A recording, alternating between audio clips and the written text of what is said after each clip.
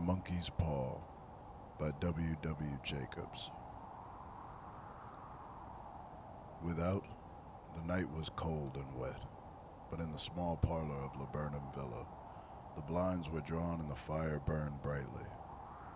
Father and son were at chess, the former, who possessed ideas about the game involving radical changes, putting his king into such sharp and unnecessary perils that it even provoked comment from the white-haired old lady knitting placidly by the fire.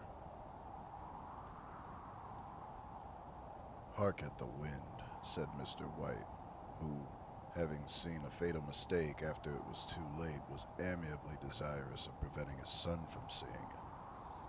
"I'm listening," said the latter, grimly surveying the board as he stretched out his hand. "Check." "I should hardly think that he'd come tonight," said his father, with his hand poised over the board. "Mates," replied the son. "That's the worst of living so far out," bawled the Mr. White. "With sudden and unlooked for violence, of all the beastly slushy out-of-the-way places to live in, this is the worst. Pathways a bog and the roads torn. I don't know what people are thinking about. I suppose because only 2 houses on the road are let, they think it doesn't matter." "Never mind, dear," said his wife soothingly. "Perhaps you'll win the next one." Mr. White looked up sharply, just in time to intercept a knowing glance between mother and son. The words died away on his lips, and he hid a guilty grin in his thin gray beard. "There he is," said Herbert White, as the gate banged loudly and heavy footsteps came towards the door. The old man rose with hospitable haste, and opening the door was heard condoling with the new arrival. The new arrival also condoled with himself, so that Mrs. White said, "At-tut-tut," coughed gently as her husband entered the room, followed by a tall, burly man, beady of eye, rubicund of visage. "Sergeant Major Morris," he said, introducing him. The sergeant major shook hands and, taking the pro-offered seat by the fire, watched contentedly while his host got out whiskey and tumblers and stood a small copper kettle on the fire. At the third glass, his eyes got brighter, and he began to talk, the little family circle regarding with eager interest this visitor from distant parts, as he squared his broad shoulders in the chair and spoke of strange scenes and doughty deeds, of wars and plagues and strange peoples. 21 years of it," said Mr. White, nodding at his wife and son. "When he went away, he was a slip of a youth in the warehouse. Now look at him." "You don't look to have taken much harm," said Mrs. White politely. "I'd like to go to India myself," said the old man, "just to look round a bit, you know." "Better where you are," said the sergeant major, shaking his head. He put down the empty glass, and sighing softly, shook it again. "I should like to see those old temples and fakirs and jugglers," said the old man. "What was that you started telling me the other day about a monkey's paw or something, Morris?" "Nothing," said the soldier hastily. "Leastways, nothing worth hearing." "Monkey's paw," said Mrs. White curiously. "Well, it's just a bit of what you might call magic, perhaps," said the sergeant major offhandedly. His 3 listeners leaned forward eagerly. The visitor absent-mindedly put his empty glass to his lips and then set it down again. His host filled it for him. "To look at," said the sergeant major, fumbling in his pocket, "it's just an ordinary little paw, dried to a mummy." He took something out of his pocket and pro-offered it. Mrs. White drew back with a grimace, but her son, taking it, examined it curiously.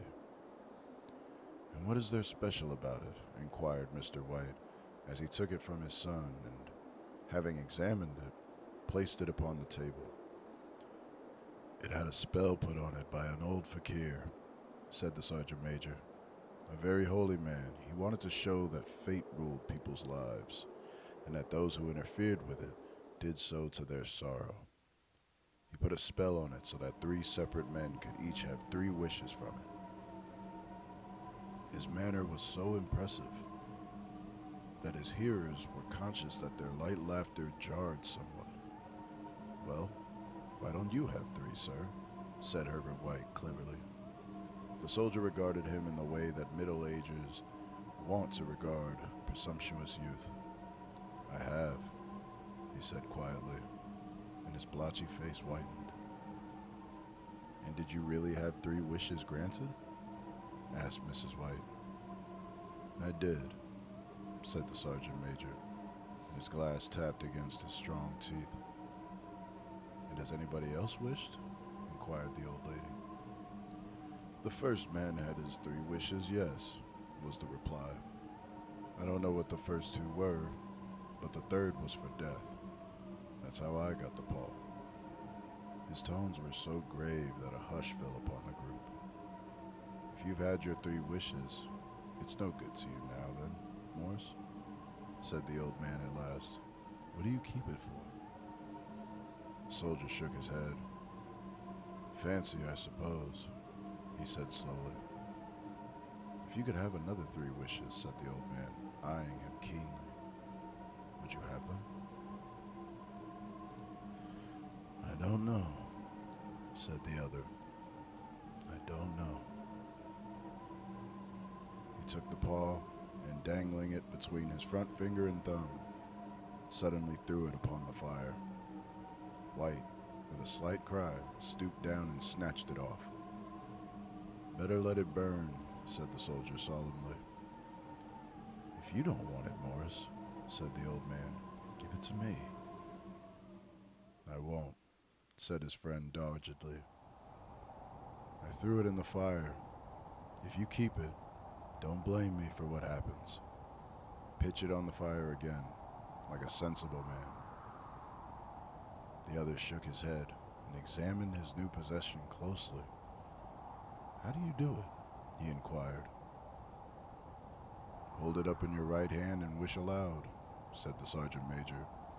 "But I warn you of the consequences." "Sounds like the Arabian Nights," said Mrs. White, as she rose and began to set the supper. "Don't you think you might wish for 4 pairs of hands for me?" Her husband drew the talisman from his pocket, and then all 3 burst into laughter as the sergeant major, with a look of alarm on his face, caught him by the arm. "If you must wish," he said gruffly, "wish for something sensible." Mr. White dropped it back into his pocket, and placing chairs, motioned his friend to the table.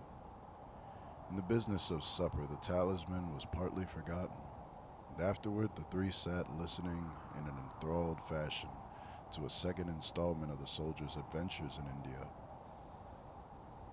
"If the tale about the monkey paw is not more truthful than those he has been telling us," said Herbert, as the door closed behind their guest, just in time for him to catch the last train, "we shan't make much of it."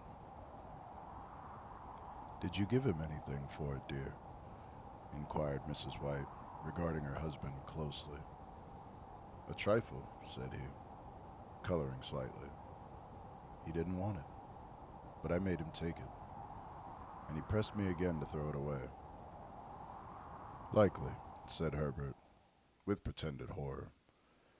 "Why, we're going to be rich and famous and happy. Wish to be an emperor, father, to begin with. Then you can't be henpecked."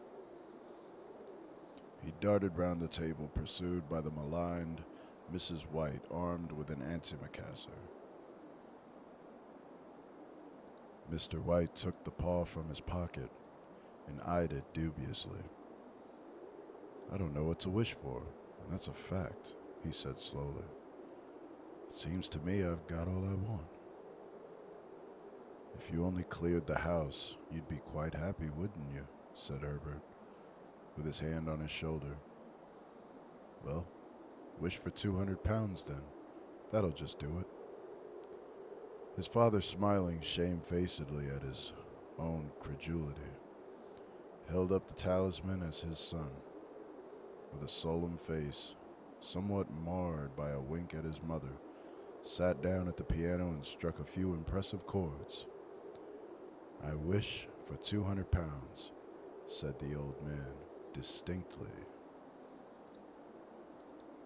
A fine crash from the piano greeted the words, interrupted by a shuddering cry from the old man. His wife and son ran toward him. "It moved," he cried, with a glance of disgust at the object as it lay on the floor. "As I wished, it twisted in my hands like a snake." "Well, I don't see the money," said his son, as he picked it up and placed it on the table. "And I bet I never shall." "It must have been your fancy, dear," said his wife, regarding him anxiously. He shook his head. "Never mind, though. There's no harm done, but it gave me a shock all the same." They sat down by the fire again while the two men finished their pipes. Outside, the wind was higher than ever, and the old man started nervously at the sound of a door banging upstairs. A silence unusual and depressing settled upon all three, which lasted until the old couple rose to retire for the night. "I expect you'll find the cash tied up in a big bag in the middle of your bed," said Herbert, as he bade them good night, "and something horrible squatting up on top of the wardrobe watching you as you pocket your ill-gotten gains." He sat alone in the darkness, gazing at the dying fire and seeing faces in it. The last face was so horrible and so simian that he gazed at it in amazement. It got so vivid that, with a little uneasy laugh, he felt on the table for a glass containing a little water to throw over it. His hand grasped the monkey's paw, and with a little shiver he wiped his hand on his coat and went up to bed. In the brightness of the wintry sun next morning as it streamed over the breakfast table, Herbert laughed at his fears. There was an air of prosaic homesomeness about the room which it had lacked on the previous night, and the dirty, shriveled little paw was pitched on the sideboard with a carelessness which betokened no great belief in its virtues. "I suppose all soldiers are the same," said Mrs. White. "The idea of our listening to such nonsense. How could wishes be granted in these days? And if they could, how could 200 pounds hurt you?" "Might drop on his head from the sky," said the frivolous Herbert. "Morris said the things happened so naturally," said his father, "that you might, if you so wished, attribute it to coincidence." "Well, don't break into the money before I come back," said Herbert, as he rose from the table. "I'm afraid it'll turn you into a mean, avaricious man, and we shall have to disown you." His mother laughed, and following him to the door, watched him down the road, and returning to the breakfast table was very happy at the expense of her husband's credulity, all of which did not prevent her from scurrying to the door at the postman's knock, nor prevent her from referring somewhat shortly to retired sergeant majors of bibulous habits when she found that the post brought a tailor's bill. "Herbert will have some more of his funny remarks, I expect, when he comes home," she said as they sat at dinner.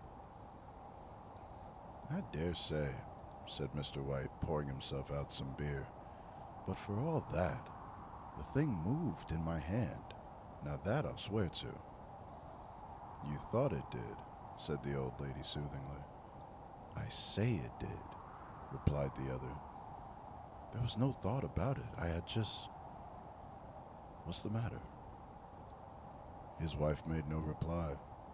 She was watching the mysterious movements of a man outside, who, peering in an undecided fashion at the house, appeared to be trying to make up his mind to enter.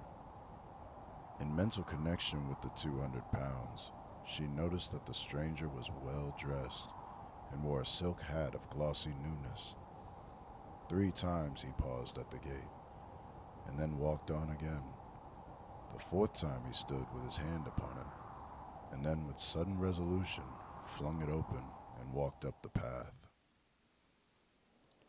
Mrs. White at the same moment placed her hands behind her and hurriedly unfastening the strings of her apron, put that useful article of apparel beneath the cushion of her chair. She brought the stranger, who seemed ill at ease, into the room. He gazed at her, furtively, and listened in a preoccupied fashion as the old lady apologized for the appearance of the room and her husband's coat, a garment which she usually reserved for the garden. She then waited as patiently as she could for him to broach his business, but he was at first strangely silent. I was asked to call, he said at last, and stooped and picked up a piece of cotton from his trousers. I come from Ma and Megan's. The old lady started. Is anything the matter? She asked breathlessly. Has anything happened to Herbert? What is it? What is it? Her husband interposed. There, mother, he said hastily. Sit down and don't jump to conclusions. You've not brought bad news, I'm sure, sir. And he eyed the other wistfully. I'm sorry, began the visitor. Well, is he hurt? Demanded the mother. The visitor bowed in assent. Badly hurt, he said quietly. But he is not in any pain. Oh, thank God, said the old woman, clasping her hands. Thank God for that. She broke off suddenly as the sinister meaning of the assurance dawned upon her, and she saw the awful confirmation of her fears in the other's averted face. She caught her breath, and turning to her slower-witted husband, laid her trembling old hand upon his. There was a long silence. He was caught in the machinery, said the visitor, at length, in a low voice. Caught in the machinery, repeated Mr. White, in a dazed fashion. Yes. He sat staring blankly out at the window, and taking his wife's hands between his own, pressed it as he used to in their old courting days nearly 40 years before. He was the only one left to us, he said, turning gently toward the visitor. It is hard. The other coughed, and rising, walked slowly to the window. The firm wished me to convey their sincere sympathy with you in your great loss, he said without looking round. I beg that you will understand I am only their servant and merely obeying orders. There was no reply. The old woman's face was white, her eyes staring, and her breath inaudible. On the husband's face was a look such as his friend the sergeant might have carried into his first action. I was to say that Ma and Megan's disclaim all responsibility, continued the other.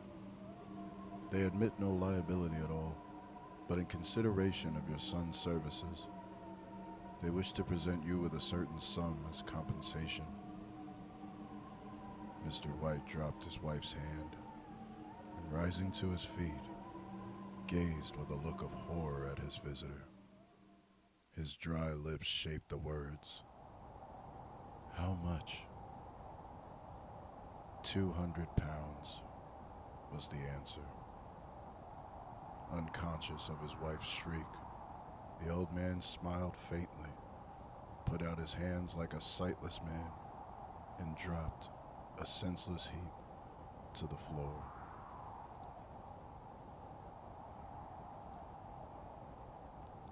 In the huge new cemetery, some 2 miles distant, the old people buried their dead and came back to a house steeped in shadow and silence. It was all over so quickly that at first they could hardly realize it, and remained in a state of expectation as though of something else to happen, something else which was to lighten this load, too heavy for old hearts to bear. But the days passed, and expectation gave place to resignation, the hopeless resignation of the old, sometimes miscalled apathy. Sometimes they hardly exchanged a word, for now they had nothing to talk about, and their days were long to weariness. It was about a week after that the old man, walking suddenly into the night, stretched out his hand and found himself alone. The room was in darkness, and the sound of subdued weeping came from the window. He raised himself in bed and listened. "Come back," he said tenderly. "You will be cold." "It is colder for my son," said the old woman, and wept afresh. The sound of her sobs died away on his ears. The bed was warm, and his eyes heavy with sleep. He dozed fitfully, and then slept until a sudden wild cry from his wife awoke him with a start. "The paw!" she cried wildly. "The monkey's paw!" He started up in alarm. "Where? Where is it? What's the matter?" She came stumbling across the room toward him. "I want it," she said quietly. "You've not destroyed it?" "It's in the parlor on the bracket," he replied, marveling. "Why?" She cried and laughed together, and bending over, kissed his cheek. "I only just thought of it," she said hysterically. "Why didn't I think of it before? Why didn't you think of it?" "Think of what?" he questioned. "The other 2 wishes," she replied rapidly. "We've only had one." "Was not that enough?" he demanded fiercely. "No," she cried triumphantly. "We'll have one more. Go down and get it quickly, and wish our boy alive again." The man sat up in bed and flung the bedclothes from his quaking limbs. "Good God, you are mad," he cried aghast. "Get it," she panted. "Get it quickly, and wish, oh my boy, oh my boy." Her husband struck a match and lit the candle. "Get back to bed," he said unsteadily. "You don't know what you're saying." "We had the first wish granted," said the old woman feverishly. "Why not the second?" "A coincidence," stammered the old man. "Go and get it and wish," cried the old woman, quivering with excitement. The old man turned and regarded her, and his voice shook. "He has been dead 10 days, and besides, I would not tell you else, but I could only recognize him by his clothing. If he was too terrible for you to see, then how now?" "Bring him back," cried the old woman, and dragged him toward the door. "Do you think I fear the child I have nursed?" He went down in the darkness and felt his way to the parlor, and then to the mantelpiece.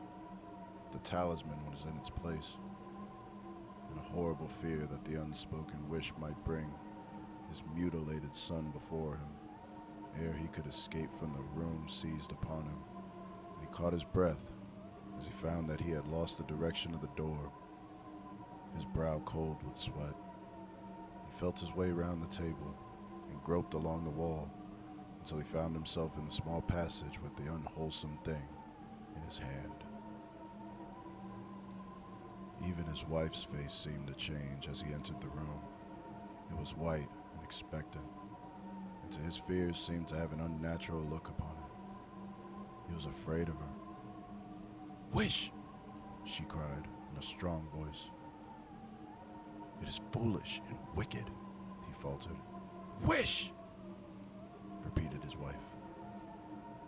He raised his hand. "I wish my son alive again." The talisman fell to the floor, and he regarded it fearfully.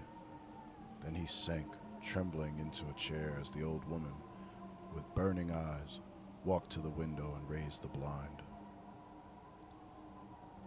He sat until he was chilled with the cold, glancing occasionally at the figure of the old woman peering through the window.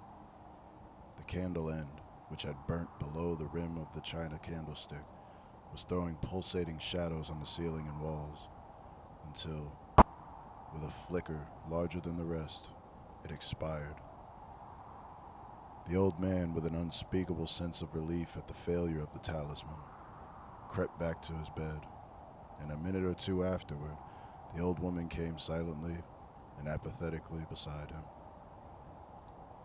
Neither spoke. Both lay silently listening to the ticking of the clock. A stair creaked, and a squeaky mouse scurried noisily through the hall. The darkness was oppressive, and after lying for some time, screwing up his courage, the husband took the box of matches and, striking one, went downstairs for a candle. At the foot of the stairs, the match went out, and he paused to strike another, and at the same moment, a knock, so quiet and stealthy as to be scarcely audible, sounded on the front door. The matches fell from his hand. He stood motionless, his breath suspended until the knock was repeated. Then he turned and fled swiftly back to his room and closed the door behind him. A third knock sounded through the house. "What's that?" cried the old woman, starting up. "A rat," said the old man in shaking tones. "A rat. It passed me on the stairs." His wife sat up in bed listening. A loud knock resounded through the house. "It's Herbert!" she screamed. "It's Herbert!" She ran to the door, but her husband was before her, and catching her by the arm, held her tightly. "What are you going to do?" he whispered hoarsely. "It's my boy. It's Herbert," she cried, struggling mechanically. "I forgot it was 2 miles away. What are you holding me for? Let go. I must open the door." "For God's sake, don't let it in," cried the old man, trembling. "You're afraid of your own son," she cried, struggling. "Let me go. I'm coming, Herbert. I'm coming." There was another knock, and another. The old woman, with a sudden wrench, broke free and ran from the room. Her husband followed to the landing and called her after appealingly as she hurried downstairs. He heard the chain rattle back and the bottom bolt drawn slowly and stiffly from the socket. Then the old woman's voice, strained and panting. "The bolt!" she cried loudly. "Come down, I can't reach it." But her husband was on his hands and knees, groping wildly on the floor in search of the paw. If he could only find it before the thing outside got in. A perfect fusillade of knocks reverberated through the house, and he heard the scraping of a chair as his wife put it down in the passage against the door. He heard the creaking of the bolt as it came slowly back, and at the same moment he found the monkey's paw and frantically breathed his third and last wish.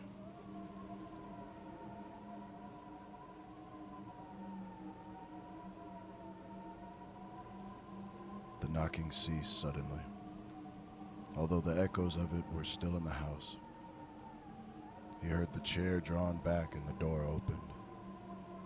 A cold wind rushed up the staircase, and a long, loud wail of disappointment and misery from his wife gave him courage to run down to her side, and then to the gate beyond.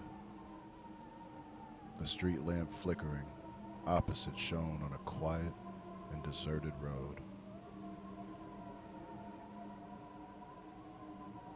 This has been The Monkey's Paw by W.W. Jacobs. Thank you for listening. Stay mad.